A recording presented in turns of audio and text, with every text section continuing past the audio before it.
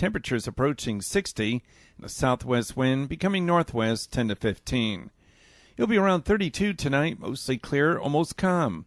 Mid-40s, definitely cooler Wednesday, mostly sunny. And Thursday should be partly to mostly sunny near 40. There is a chance of rain and snow showers Thursday night into Friday. Your life, your music, we're KLEK 102.5 FM. From Feature Story News in London, I'm Ollie Barrett. German authorities have arrested a man in connection with a data breach which targeted hundreds of politicians and prominent people. North Korean leader Kim Jong-un is visiting China for his fourth summit with President Xi Jinping. An 18-year-old Saudi woman who's fled her family, saying she fears for her life, has repeated that she hopes to secure asylum in Canada, the US, the UK or Australia. And Ireland says the EU is willing to give the UK more assurances on the Irish backstop. It's 9:01. KLEK LP Jonesboro, the voice of Arkansas Minority Advocacy Council. It's now time for Community Conversations, a program focusing on the people working to make the Jonesboro community a better place, while offering viewpoints from all sides of the issues. The views expressed in this program are those of the participants and do not necessarily reflect the views of KLEK 102.5 FM, the voice of Arkansas Minority Advocacy Council, or our underwriters or sponsors. Good morning, everyone, and happy Tuesday to you. I hope that you're having a great start to your day. You're tuned into Community Conversations on KLEK 102.5 FM. My special guest today is Detective Nathan Coleman. Good morning. Good morning. You. All right, we're so happy to have you here with us to give us some updates on the Fraternal Order of Police and all things that have been happening. Well, as much as you can share, has been happening with the Detective Department, with CID. So, thank you. So, first of all, how was your holidays? It was great. It was great. I took a few days off to spend some time with the family while they were out of school, and just had a good time. All right, awesome. And so, but before you went to break, we want to kind of go backwards. And so you, FOP hosted an event that they've been doing for quite a while, which is Shop with the Cop. Yes. So tell us a little bit more about how that went. It went real well this year. We had we invited 50 children to come shopping with us.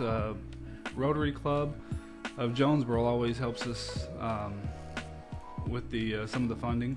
Okay. And then we had some other contributions as well throughout the year, and people who support us, that helps to go pay for this as well. We had Gigi's. Gave every kid a cupcake. So after when we first picked the kids up, we got to introduce ourselves and meet them. We took some photos out at the lodge. They were picked from the schools, just about, I think it was 17 different schools submitted names for us. And then once we got paired up with the officer and the children, we went to IHOP, and IHOP provided breakfast for all the officers and all the kids, and we took them out for a day of shopping, let it be a day all about them. So had a really good time, really good turnout. Everything seemed to go real well. That's awesome. I want to thank you all for doing this event and putting a smile on these children and their families' faces. We don't know the stories of all the children, but for some of them, we don't know if they will get a chance to really go shopping. And I know at some point, we try not to focus so much on the gift aspect of what Christmas is about. However, for some, it does still mean a lot. Yeah. So, and a lot of the kids that we take out, you'd be surprised at the high number of children that once they have that money and they get there, they really want to buy something for their sister, they really want to buy something for their mom, or they really want to buy something for their brother, and and it kind of instills in them that this is an opportunity that they have that they can share with others and give and kind of learn a little bit more about the true meaning of the season. That's awesome. And so along with okay, so this is one event that you all host, and again, it's funded by private donations, sponsorships, and things of that nature. Tell us some other things. I know I'm going to show this in a minute. You all have a calendar. Actually, if you can show it from your side, because my camera's not on me. They have the. I think it takes a second. All right. So you have this calendar yes, that ma'am. serves as a fundraiser. Before we get to that, I want to say good morning to Miss Amanda Donovan, Mr. Dwayne Harden, and Mr. David Carnes, who says good morning, Nathan Coleman, and good morning to KLK. Hey, good morning, David. Thanks, Nathan, for everything you do with JPD and the FOP. And always thanks to all the JPD officers and surrounding departments for the service and dedication they provide to this great community. Thank you, Mr. David. All right, so tell us about how the conception of the calendar came about. How long has it been going on, and how has the reception been? Well, this our calendar's in the second year of its production. What came about a few years ago is we were looking at how we funded the community events and the events that we do, as far as the fishing derby and Shop with a Cop, and how we just kind of pay the bills on large part.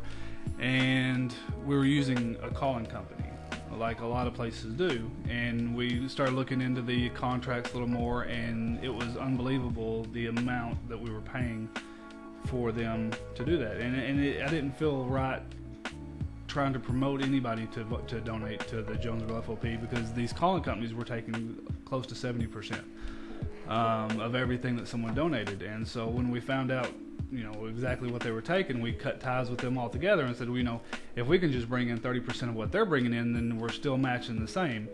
Apparently that's harder said than done. Which is why people use these calling companies. So we tried to brainstorm, and our secretary, Ashley Stewart, the FOP secretary for Jonesboro, she had the idea to come up with a calendar. And so I told her, I said, all right, well, make it happen. And so she contacted, we put some links out on the Facebook page, and we had Jason Bishop, Amy Reeves, and some other people, Melanie Runzik. There were some few other people as well last year that they said, hey, we'll support you guys, and they came out, they took photos for us, didn't charge us a dime, donated their time and their talents to help us out. We had, I'd say, about 200 of these made last year. We gave a lot of them out.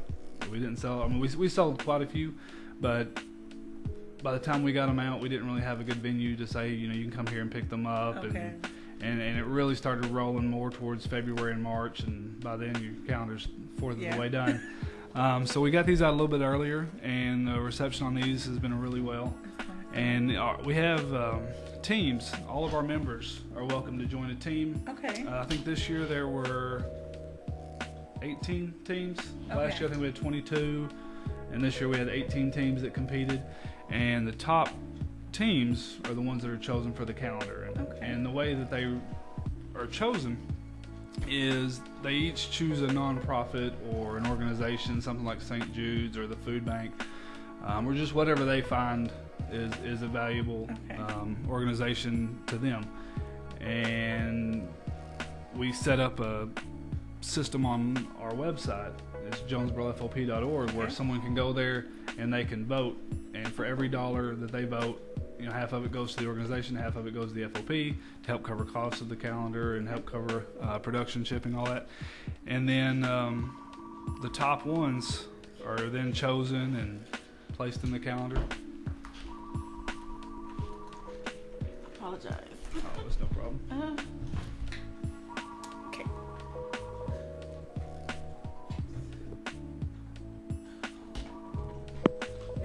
Okay. I think it's one of those. Sorry. Apologize for that. Okay.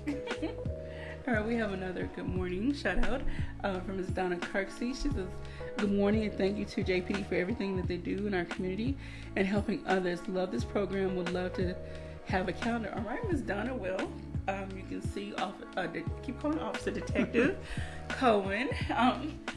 Or any of the members of FOP. So tell everyone how they can get their hands on the calendar, or if they just want to make a donation to support FOP. Yeah, we have a system set up on our website where someone can go on and do a debit card or a credit card or anything like that to make a donation. It's very safe, very secure. There is a link on there where if they do choose to get a calendar with a $20 donation, then we will mail those out. I mail them out every Friday. I try to get those out in the mail. If I have one and I'm by there, I'll mail it out sooner. We're going to try to have some out at Passmore Printing later this week. And then if someone wants one, then they can just swing by there. They have a drive-through. They can just say, hey, I want an FOP calendar, and they'll sell you one right there. All right, and what is their web address so I can put it in our live feed? It's www.jonesboro, fop.org. Okay. All right, so there you go, Mrs. Donna. You can go there and order your calendar, or do you have any at the police department? Well, since we're a separate organization from the police department, Okay. we try not to have anything understand. there because we don't want people coming in there. We don't want them to be kind of like our point of sale or anything like that. I understand. So we try to keep a lot of it separated. A lot of people message the Facebook page thinking that it is the police department. We try to give them the best advice that we can. Alrighty. But we also field a lot of complaints too. Okay. But it goes with the territory. All right, now with the FOP, the Shop with the Cop is not the only event that you do. No, I know that you do the fishing derby, and then you have also added I keep calling the shooting range, but it's more of an educational tool. So please explain both of those. Well, some of the ones, or the first one in the year that we've added, which this I think is the third or fourth year for it, is the Miracle League Egg Hunt. Okay. Which that's coming up. We typically have it about 2 weeks before Easter. That way, if there are any families where they may have a child that has a special need and they have other children that do not, they don't have to decide, well, which event am I going to? Am I going to take them to this one, or am I going to go to the larger ones? That way, hopefully they can explain to their child, they get to go to two, Okay. And maybe it can show some of the other children, you can come out here and help and kind of just show love to some of these kids. But fast forward to the shoot house. The shoot house, it's an inflatable shoot house. We've had it out for this past year. Another thing that we do is for businesses, if they want to buy like a sponsorship spot on the calendar. So far we've printed out about 1,000 targets, and we've run through a large majority of them. Okay. We've had it out at the fair all week except for Saturday because they called it on the account of rain. Okay. I think we had close to 500 kids that went through it at the fair. We had it at the Rice Festival over in Weiner, Arkansas. We've had it out at an event from Nettleton Baptist Church. Oh, wow. We're going to have it out at the Girl Scout convention this weekend. We hope to have it at the Arkansas Sports Show this year. Where is that going to be? Out at ASU. We had some issues with it last year with not being able to get everything squared away before that date. Okay. But hopefully this year there's been enough positive press with it that it no longer has that stigma. Do you feel now?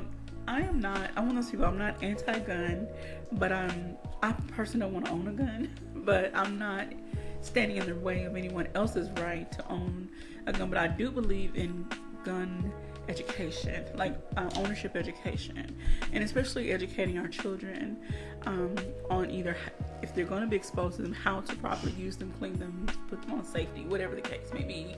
So along with the shoot house, do you offer education? In the targets, they have the 10 rules for gun safety. Okay. We may try to tweak them a little bit just to kind of fit a younger population. Okay. Because a lot of the kids that are coming through there are a lot younger than what this is really geared for. Okay. Some of the rules that are on there.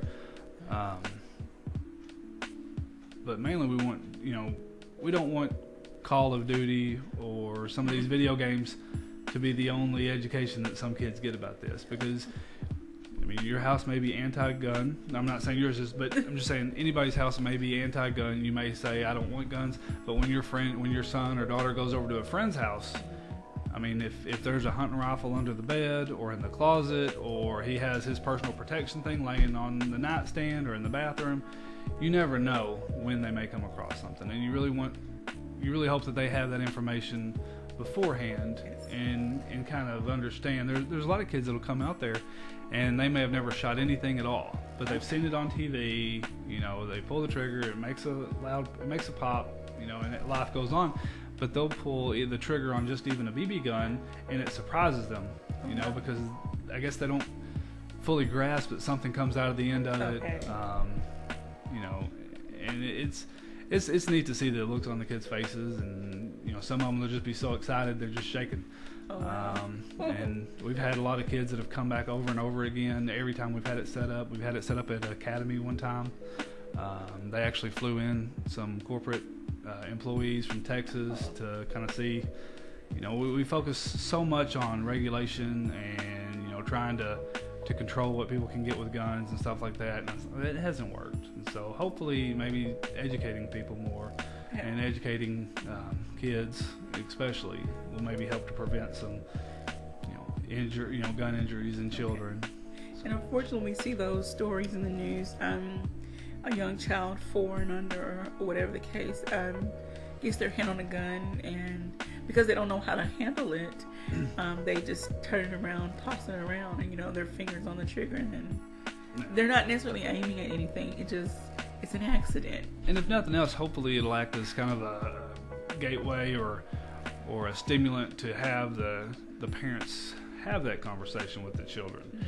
Or if nothing else, maybe make them do an own personal inventory and say, well, do I have guns sitting around my house, or is this something that I need to maybe get a safe or get a gun lock? And we offer free gun locks every time we have it out to any of the parents that want to take one. Okay. And we're not saying, hey, go and lock up your personal protection weapons, but the shotgun that's under the bed or in the closet, or if you're not using that for personal protection, there's not really a need to have it and the bullets sitting right next to each other. So all right. So we hope more parents or adults and children start taking advantage of this education tool that you have to offer, and they start opening the discussion so that hopefully we can create a safer environment for our children. And it takes away some of the mystery of what guns are and how they're used. Yes. So hopefully. All right, so let's get into the fishing derby. So that's another program that you have that is also funded by generous donations and contributions from the community and other sponsors. So tell us about the fishing derby. The fishing derby, I think we're in this is maybe the 12th year for it. It's been going on for quite a while. And, some years it's raining, some years it's cold, some years it's hot. I think it's around June 17th is when we usually have it, somewhere around Father's Day. We usually have Game and Fish will come out, they'll stock the pond for us. We typically aim to have 150 children, 150 to 200, and every child gets a prize. We do just like a door prize type deal, and we try to make sure every child gets to walk away with something. If the funding is there, we try to have a couple bicycles and TVs that they can draw for. We provide lunch for everybody, either hot dogs or pizza, or it varies from year to year. But overall, it's just kind of to get kids out, get them active, and also to let them interact with police outside of traffic stops and calls to the house and things like that. Yeah, that's one discussion that I try to have often, like when chief comes or other officers come. How can we as a community start engaging more with the officers? You all are here to protect us, to serve the community as a whole, to keep people safe if the people are willing to work with you. So, but it starts young. We have to get our children engaged young and not instill that sense of fear. Yeah.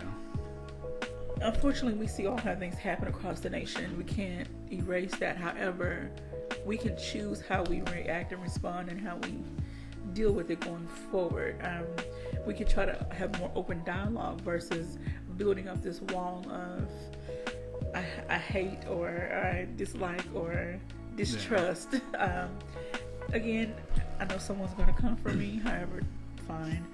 I would rather have a police presence in any community than not have a police presence, and I would rather get to know who is working the streets, instead of having that distant relationship. So hopefully families can start again having these conversations, open a dialogue, and having these different engagements with the law enforcement so that children are not as scared. Yeah. Well, I think with the presence of social media and just the speed of information that can get out there and kind of the bandwagon sometimes mentality, I could be sitting there watching something that happens in California or New York, and an officer is involved in a shooting that may be questionable or may just be a bad ordeal all the way around. And it's just something that makes every officer out there cringe, because that's not this department. That's not the policies that we operate under. It's not even anywhere close to here, but it reflects on us. And in any anger that people see, it's not going to be directed to the officers in New York or in California or Detroit or wherever this happens. It's going to be directed at the officers here because that's what people see. And it is what it is. But hopefully, you can take a positive story, you can take a positive interview, and you can also take a bad story, and the bad one's going to get shared 300 times more than the other one. I'm just throwing that number out there. Yeah. But it's going to be shared a lot more, just because it gets with people's emotions. And so it's I think a lot of the bad stuff is more visible, but I think there's a lot more positive stuff out there and a lot more officers out there trying to do good and trying to represent their community well. And a lot of that stuff gets overlooked because it's not exciting. Yeah. You know. It doesn't make the front page or an officer helping someone in a random case. Just the random things that happen. They don't get highlighted as much as the bad. And thankfully, we've got people like you guys and his son and K8, and they've always been, pretty good to the FOP and always covered a lot of our stories. This is what we're here for. We try to be a buffer, in between the good and the bad. We offer a platform for anyone. We respect people's opinions. However, we don't want to harp on just the bad or negative of everything. We want to also highlight the positive while hopefully being informational as well. So we're going to get ready to take a quick break.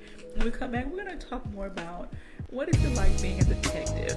What are some of your daily duties and some things you've seen in, the good, the bad, the ugly, what you can share. So stay tuned. We'll be right back after these announcements. You're tuned in to Community Conversations on KLEK 102.5 FM with Detective Nathan Coleman. We'll be right back.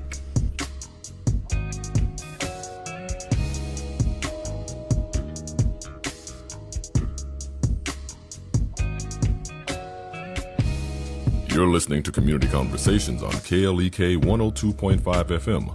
We'll be right back.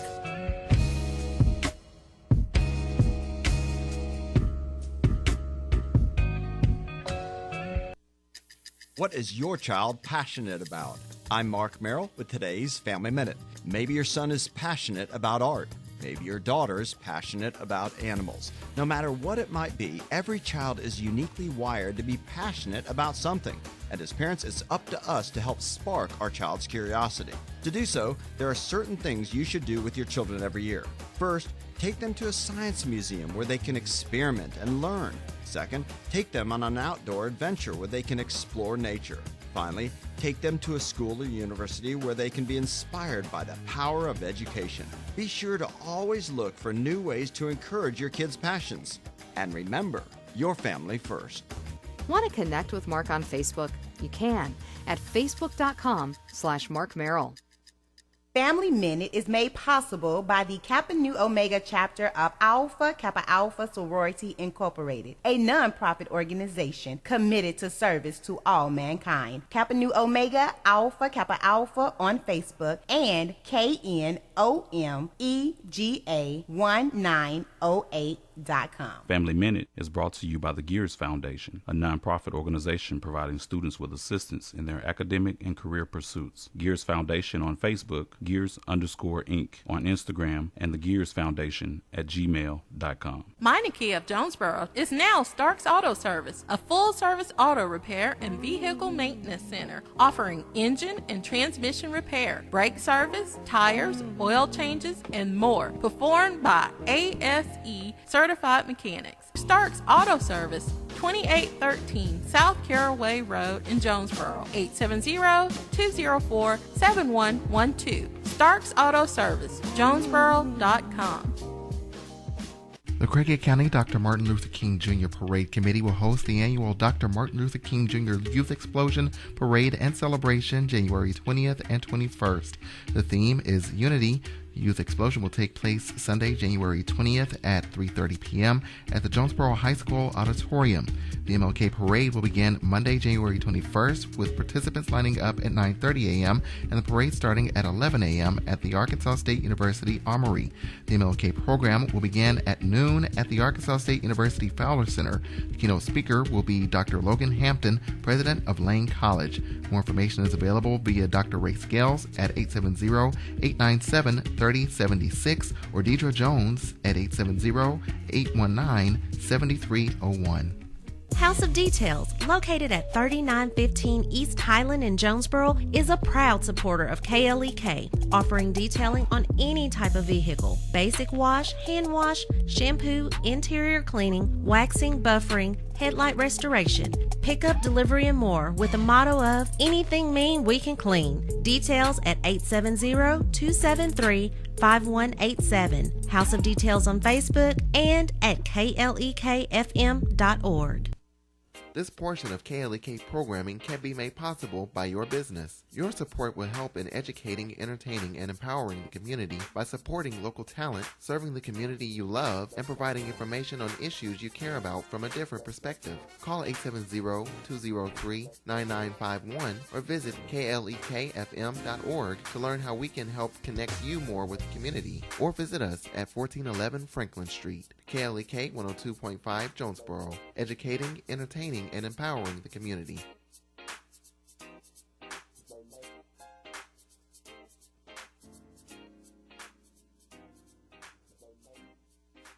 And now back to Community Conversations on KLEK 102.5 FM. All right, welcome back to Community Conversations on KLEK 102.5 FM. I'm your host, Corvila Jones, and my special guest is Detective Nathan Coleman from the Jonesboro Police Department, and he's also, what is your role with the FOP? I'm sorry, I never I'm asked. the president. The president of the local fraternal order of police, Lodge number 8. All right, so now we're going to get into talking about what it is like being a detective. You know, of course, I have this conversation with Chief all the time. TV really skews reality of what actually happens within a police department. Sometimes it can be as exciting as we see, but sometimes it's not as exciting. And then there is a way to do things. Crimes do not get solved in 24 hours all the time. And right. Typically, we can't find a cigarette butt and have the case solved by the next commercial break. Okay. All right. So, kind of give us a rundown from the moment you get a call or case file to give us a typical, and then give us one that's like kind of that's long, like a longer process. Okay. I hate to say typical, I'm sorry. Well, a shorter versus long. They're all different, and it's just, you never know what people are going to tell you. And so the biggest responsibility is on the patrol officer, obviously, who takes the initial call. Okay.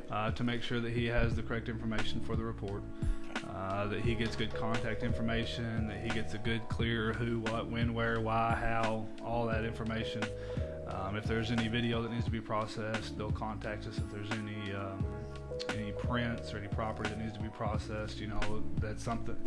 Some of it is something that they will do and they will collect. If it's something that requires an immediate investigation, then they'll contact the on-call detective, and then they will come out and they will then begin their investigation on that. Okay. Right now we're divided into two parts: crimes against persons, crimes against property. Okay. One of the things that I personally try to do is, whenever I get a report for crimes against property, is I try first and foremost to recover that person's property. Okay. I want to make sure that justice is served and the person is held accountable. But more often than not, the person mainly wants their property back, okay. Especially if it's something sentimental or if something of family value. Then they would much rather have their property back than anything else. I could put this person in jail for the rest of their life. It doesn't bring their property back. So that's one of the things that I've tried to strive to do, is to try to recover what means the most to some of these people. All right, now, when it comes to investigating a crime, a call, at what point does it stop with the patrol officer, and then at what point does it get turned over to a detective? Usually every morning they have a shift briefing in CID, and they will then, our supervisors will go over the caseload, and they will see if there's something that you're already working on that's similar to this, okay. And it may be something related to yours, say a rash of break-ins or vehicle break-ins or counterfeit money, and they'll try to put all of them with you if that's the case that okay. You're working at the time, because it's likely that it's the same suspect, or it could be the same suspect, or So they do a good job of trying to flow the cases where they need to go and try not to overload you, even though it's easy to get overloaded, and the pile of papers on my desk right now shows that. But you just work through it and do what you can on each one. Okay.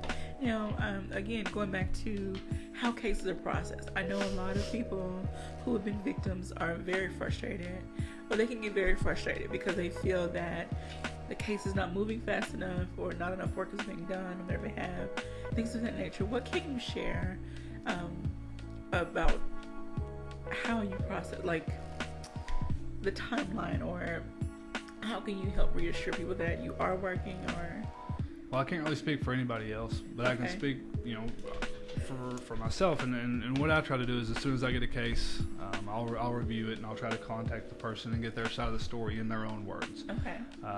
Because sometimes a day later, they may recall some things that they may not have told the officer.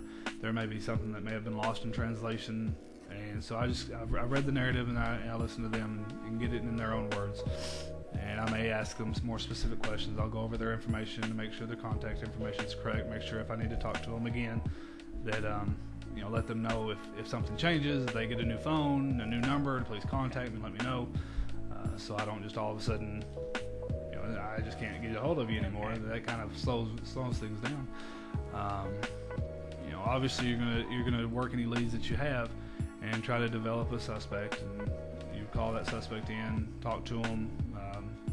We have different tools at our disposal to do certain property searches and things like that, so we can try to see maybe where some of the property ended up, or you can get search warrants for various things, communications, and just try to develop any leads, develop a suspect, contact them, see if you can get their side of the story. There may be a reason why they did what they did. There may not be. Okay. Once you establish probable cause, you would then take your warrant. You would type up a warrant, take it before the judge. The judge would sign off. You would have that entered in the county, and then the county is the one that serves all of our warrants and all of our felony warrants, bench warrants. And so once you've done all of the investigating that can be done on the case, you would then close the case out, turn it over to the prosecuting attorney's office, and then that warrant sits out there and wherever. Okay. And then whenever an officer, a patrol officer, or somebody else runs across them in a traffic stop or at a call, and it comes up, hey, you have a warrant. At that point, they would be picked up on that warrant. County would help. County would be the one to get a bond set on that, and then the ball would start rolling from the prosecution's standpoint at that point. All right. We have another shout out. Good morning to Shelby Love Handles Peyton. It says good morning. Good morning. All right, so I'm going to ask this question anyway, maybe kind of far-fetched, but again, TV skews, our perception of things. But say you're investigating a case, the victim or the family try to pressure you to give up more details than you probably should concerning some leads or suspects in the case. Have you ever seen a case of someone taking matters into their own hands in the midst of an investigation before it's even closed? Personally, the ones that I've worked, I can't say that it's happened. I may suspect that it's happened, but I try not to give too much. I try to make sure that I can complete my investigation before I put too much out there for them, because that's the last thing you want, is for them to go over here and confront this person, and now there's a big fight, or it could escalate to more, and it just kind of muddies the water a little bit. Okay. All right, and what are some of the things you would like people to know or understand about how, how the whole process works? What is it like to investigate a scene? Investigate a scene, investigate a crime, investigate a case, from beginning to end. What are some of the misconceptions you think people have? I think they just think that it's just going to be something that's real quick. If if somebody were to take this phone and hand it to me and say, hey, the suspect dropped his phone, I've still got to get a search warrant for this phone. I still have to send it to the crime lab. I have to have them run the search warrant on it, and they're backlogged as it is. And so, you know, I mean, if it's an important case, if it's a murder or something like that, they're going to try to get those to the front. So my case, the time frame that I get my stuff back may be dependent upon how Little Rock's caseload is, and how Conway's caseload is, and how Fayetteville and all these other places, because we're all sending it to the same single crime lab in Arkansas, and they're processing everything, not just for Jonesboro, but for everybody. And so it's a pretty large operation that they've got going there, and trying to get a good turnaround is often hard. I don't know how the process works to get crime labs funded, but you would think or hope that somebody somewhere would be pleading a case to say, okay, let's open another. And there have been talks about opening another one, but I don't think it was around here. I think it was, you know, further south in Arkansas. Okay. That way, all that wouldn't have to be brought all the way to Little Rock.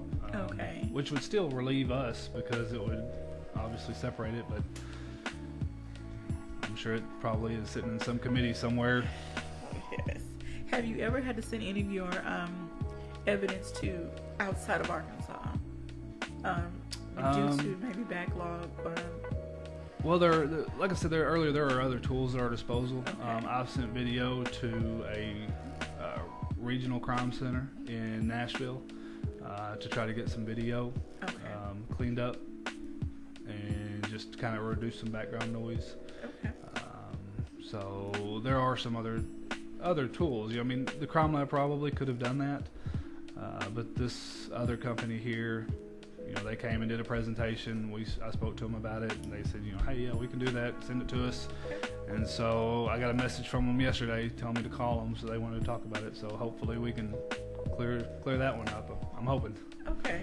And I want to ask this question, kind of a sidebar, but how is it that, you know, some concerning security cameras, you know, sometimes you get a better picture from a cell phone versus some places. So as detectives, do you talk to businesses about possibly upgrading their all the time systems? All the time. And some listen, but a lot of them don't, and it's frustrating whenever obviously at some point they felt the need to put cameras up. Okay. You know, it may have been in the 80s, but obviously at some time they felt that it was important, and now it's 2019. Technology has changed. The price has come down tremendously. I mean, you can go to Sam's Club, get a nice camera set up for like $300, and you can. I mean, it's close enough. You can read text messages on people's phones as they're walking by the camera. And there are a lot of places that have truly upgraded their camera systems, and they are phenomenal.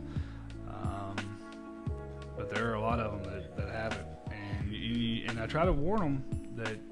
But whenever something happens, that's too late. I mean, you can't go back and install them before this happened. Once it's happened, and hopefully at some point it'll be important enough for them that they'll upgrade them. Okay. But it definitely helps, you know. Alrighty. So with the crimes against persons, tell us a little more. I know that's not exactly your division, but tell us some more about how that works. My understanding of that is just as far as like domestics and you know, gangs, just random acts of violence, things like that, robberies, just any crime against persons, more so than just larceny and theft. A lot of these, I'm gonna say suspects, a lot of the people involved in this, if you were able to set aside time to get to know them and know who their acquaintances are, know who they run around, know what part of town they run around on, know what they drive, things like that. It kind of helps the investigations standpoint whenever someone says it was this guy that goes by this nickname and he was driving so-and-so's car. You know, I mean, if you're investigating counterfeit money this day and then this over here and then the shooting and you're just kind of all over the place, it's kind of hard to really build contacts with the banks over here and build contacts here and keep everything separated. So I think this will be a good thing. It'll kind of help us to learn some of the bigger players. Okay. So do you feel with the separation of in the departments like this, it will now help you all either solve cases I hate to say quicker, but more efficiently? Well, I think it'll allow us to devote more time to certain things. Whereas, if I'm working on something and there are 7 cases involved because it's all related to the same break-ins, I may be able to find one suspect, and I may clear all 7 of those cases. Okay. Whereas if I'm working one and he's working one and he's working one and we're all trying to find the same guy, it's kind of counterintuitive. Okay. All right, so let's move on. I know, again, this is not exactly your department, but internet crimes against children. We've had one detective on before. It's been some time. I need to have him back again. But do you get a chance to talk to them about what's going on in Jonesboro and what are some of the cases they have open right now? No. I mean, they're locked up back there. Oh, okay. I can't even get back there to talk to them. If they come out, I can talk to them. But they've got that keypadded and locked up just because of the nature of some of the things that they're investigating. Just their sheer caseload alone, is disheartening to know that there's enough stuff to keep them that busy going on. But they do seem to be very proactive. I've seen Sergeant Brandon King, I've seen Sergeant Shackelford, I've seen Ernest Ward go out into the community. I've seen them go to churches, I've seen them go to civic groups, I've seen them go on the radio, and they talk about what to do to help prepare your children for social media and what to look out for and how to keep your children safe whenever they're on their devices and tablets and iPads and Nintendos, and everything's connected to the internet nowadays, and there are people out there that are going to prey on children. That's just it is. And we've had a situation, several in Jonesboro that I'm aware of children, and I say children because they're under 18, communicating with people online, and some of them end up being real people, but they're older. There's so many different scenarios that happen, and unfortunately we've seen children become victims, not victims as in loss of life, but victims as in kidnapped, or they think they're running away, and then it becomes a kidnap almost situation. I hope I'm saying that right. It becomes a situation where they lure the child out of their home, but then it becomes more of I hate to say hot, this is so harsh, but it becomes a situation where this older person is now mentally controlling this younger person, and it makes it harder for them to leave. So, well, I think that just whenever children are younger, very young, they're constantly looking for acceptance and affirmation from their parents.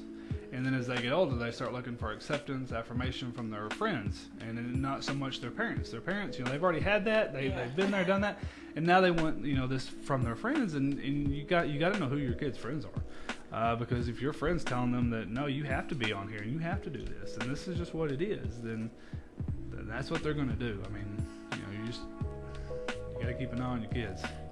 I definitely need to get those detectives on and start having this conversation, and hopefully helping parents really start the dialogue on how to talk to their children. I grew up in a time where children were sheltered to a degree. There were just a lot of conversations we were not privileged to be around. The adults would talk and go in the back room. It was one of those type of deals, and I think now, because of the advancement in technology and just society, we need to start having more and more conversations, and hopefully we'll start lightening you all's caseloads, but we just don't want to see any adults, children, anyone in between. We don't want to see anyone become a victim, but unfortunate society we live in. Yeah. So, alrighty. So, for the upcoming year, have you all set any goals for the department as far as, we need to close this many cases, or I don't know. What are some goals that like you to want close to set? them all.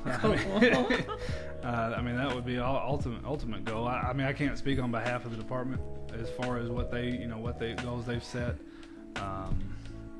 Obviously you would want to solve as many as you can. Okay. Alrighty. And do you foresee yourself doing any type of community engagement, either on behalf of FOP or as a detective, just to have the community become more aware of what's going on around them? Well, I know that the FOP is going to continue with the shoot house. As far as the crimes against children and some of that, that's not really something that we've picked up and ran with. We'd like to do more. We can only do so much as far as with the funding that we have, and plus some of the events like the fishing derby, the shop with a cop, the egg hunt. We have to pull a lot of people together, and there's a lot of difference between, like if it were a business and everybody worked 8 to 5, then you could have all your events at 6, 7, or 8 or on the weekend. But here, no matter when you schedule it, you're going to have probably a third of the people working or sleeping, preparing to work. And so it's really hard to get a lot of people together with the different schedules that everybody keeps, and try not to take too much out of their family time as well. But do you feel that with the presence of,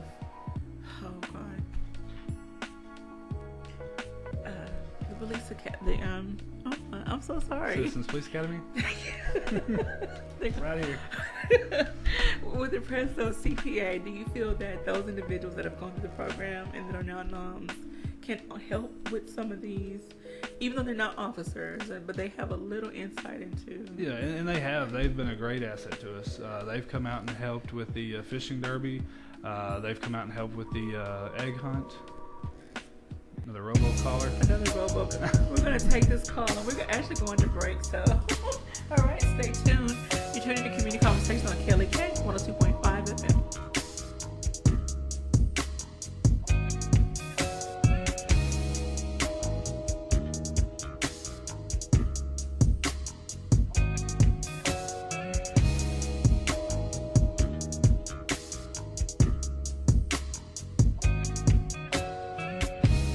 You're listening to Community Conversations on KLEK 102.5 FM.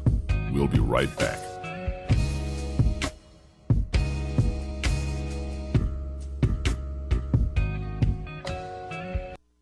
We're back with Money Matters. I'm Alfred Edmond Jr. One of the keys to managing your money and protecting your financial health is staying on top of information about you collected by others. That's why it's so important to know your credit scores and check your credit reports at least twice a year. Thanks to the Consumer Financial Protection Bureau, it's becoming easier to access even more information about your financial habits. A specialty reporting company focuses on certain industries, and their reports contain information such as medical payments, check writing, rental and employment history, and insurance claims. Unlike your credit reports, which can be ordered for free once a year through annualcreditreport.com, specialty consumer reports must be ordered directly from the reporting agency. Go to the Consumer Financial Protection Bureau website at consumerfinance.gov for a list of companies offering specialty reports, along with their addresses and phone numbers. I'm Alfred Edmond Jr. for Money Matters, a product of American Urban Radio Networks. Money Matters is made possible by the Jonesboro Alumni Chapter of Delta Sigma Theta Sorority Incorporated, a nonprofit organization focused on joy in our sisterhood, power in our voice, and service in our hearts. www.jonesboroalumnidst.org. Money Matters is brought to you by Bancorp South, offering checking, savings, loans, credit cards, and wealth management. 5 locations in Jonesboro to serve you. www.bancorpsouth.com or 870-972-9800. Money Matters is brought to you by the Gears Foundation, a nonprofit organization providing students with assistance in their academic and career pursuits. Gears Foundation on Facebook, Gears_Inc. on Instagram, and the Gears Foundation at gmail.com. This is how we do it.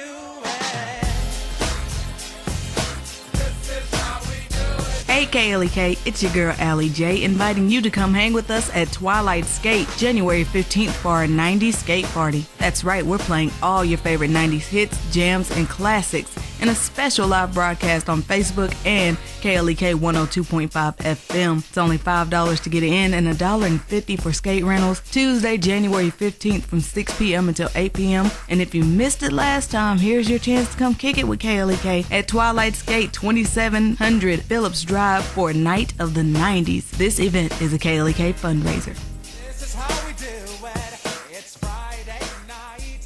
And I feel KLEK thanks CJ Pepper and the staff of Life Strategies Counseling Incorporated for helping people through hard times in life such as depression, family issues, stress, abuse, and more. They offer counseling and therapy for all ages, individuals, families, and groups. They are located at 1217 Stone Street. Phone number 1-866-972-1268 or online at lscihelp.com. Support for KLEK is brought to you by another Glenn Sain story. One night, Gail and I were at home watching TV, and she looked at her phone and she said, "I don't like this autocorrect when texting." Our preacher had texted Gail to ask her where the women's Christmas party is going to be to put it in the church bulletin. She texted him back, and she didn't notice till later, instead of it saying the Manchester house, it said the Man-Cheater's house. I said, "That's not good." Glenn Sain, God bless our troops.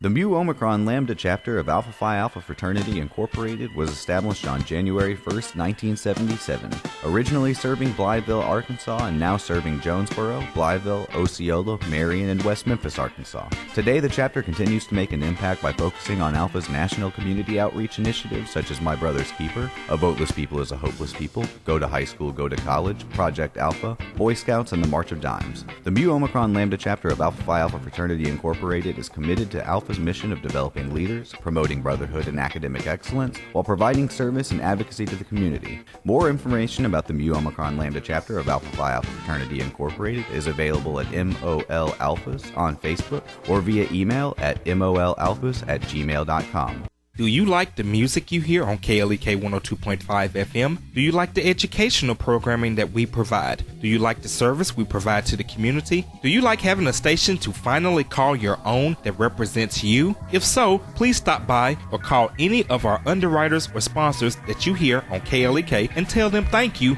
for their support. The support of our underwriters and sponsors is vital for us to stay on the air, so be sure to let them know that you thank them for their support. And now back to Community Conversations on KLEK 102.5 FM. All right, welcome back to Community Conversations on KLEK 102.5 FM. I've been your host, Kavila Jones, and my special guest today is Detective Nathan Coleman from the Jonesboro Police Department, and he's also the president of the Fraternal Order of Police here in Jonesboro, Lodge number 8. And so we're going to wrap up this segment going back again to the calendar and talking about FOP and just highlighting some of the people that are in the calendar and really stressing again why this is a great cause to support, because FOP supports the community. So why not pour into something that's going to benefit your children and family at some point, to some degree. So, all right. So, how did you get the officers to? Okay, first of all, who chose their background, their picture, or their landscape? Well, we had the photographers meet with the officers and had them kind of get what idea they wanted for their photos. Okay. And I was not in. I witnessed Maze with Detective Brian Arnold. Okay. And Detective Bill Brown. They had raised money for Special Olympics of Arkansas.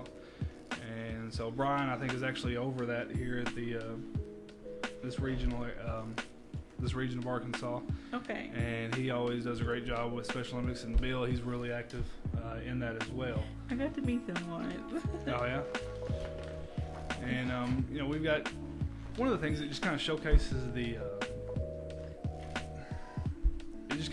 that we're not a one department lodge. We're not just Jonesboro Police Department, or we're not just Craighead County. Okay.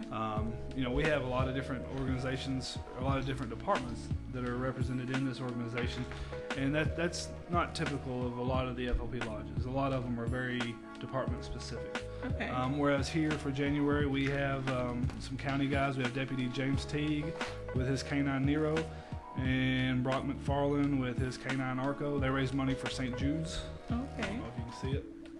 Hold it up right there. Yeah. And then in February, you have Arkansas Community Corrections. So you've got 5 of the officers from probation and parole. Okay. Also known as Arkansas Community Corrections. For March, let's see. They raised money for Christians for Kids. Okay, and that's an agency, an organization that helps children in foster care. Yes.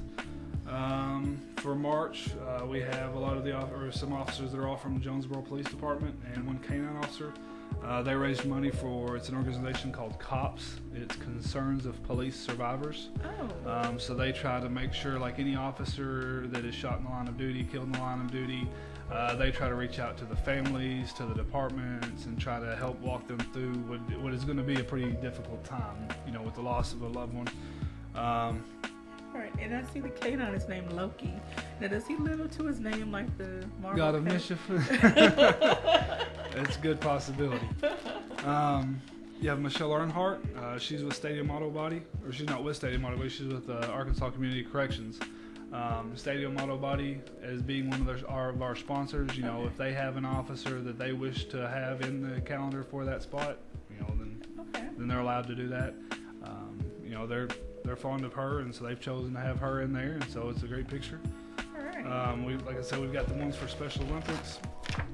We have 2 of the Jonesboro traffic guys. Okay. We have Officers Zach KJ and Ryan Crawford. They raised money for the American Cancer Society. Okay. For July, we have 2 of the Jonesboro canine officers. You have Dustin Smith, who is on the Street Crimes Unit. Okay. And then you have Officer Austin Morgan with Canine Argus, and Dustin has Canine Rico. Okay.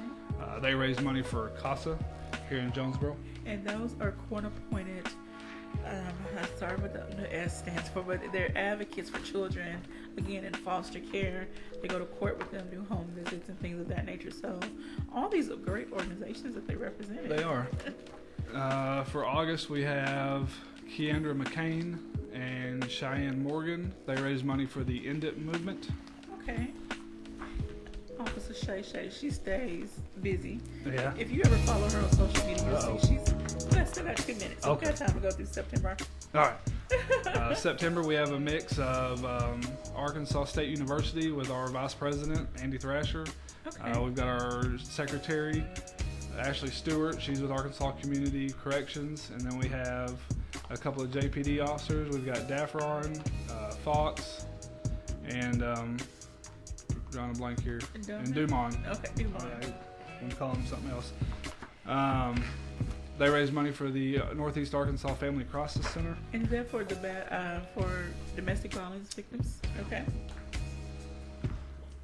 Here we have Cash and Heath Loggins, both of Jonesboro, and they raise money for humanity or Habitat for Humanity. Okay. Well, we know what wonderful work they do around here, help put people in homes. Here we have a family she's actually with Arkansas Community Corrections, and he's with the county. It's Josh Miller and his wife Drew and their daughter Bella. They raise money for the Arkansas Children's Hospital. And then in December, we have the Shop with a Cop photo from 2017, whenever we had the big kickoff at Academy. We have all the children, all the officers all lined up and ready to rock and roll. All right, so this is a great way to show your support for the FOP and all the officers involved in this project. Show your support. Go to FOP's website, pick up a calendar, and then shout out to some of the officers that are here. Tell them thank you for the work that they do and for the organizations that they support. And thank you, Detective Coleman, for sharing this with us and thank you for having me out providing this product. And hopefully the community starts to back you all, and you'll have other products that people can get if they support FOP as well. Yeah. We have sponsorship spots where we can put like a business logo on our targets and on the calendar and on t-shirts for the fishing derby. And so, hopefully we can just get our name out there and people recognize what we do and we'll support it. All right, and this goes all back into the communities and help the children and families. So please support FOP, Jonesboro Police Department. Thank you for listening to Community Conversations on KLEK 102.5 FM, a program focusing on the people working to make the Jonesboro community a better place while offering viewpoints from all sides of the issues. The views expressed in this program are those of the participants and do not necessarily reflect the views of KLEK 102.